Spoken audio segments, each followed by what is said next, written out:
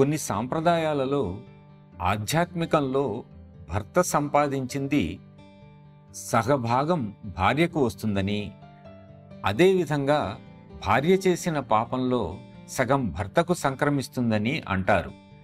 ఇది నిజమా అని కొంతమంది బాబూజీని ప్రశ్నించారు. మాస్టర్ వెంటనే గొల్లున నవ్వి, ఈ తెలివి తక్కువతనానికి నేనేం చెప్పగలను?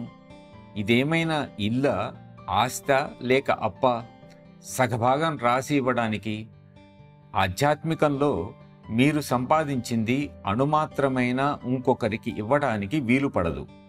ఇందులో ఎవరిది వారికే ఉంటుంది.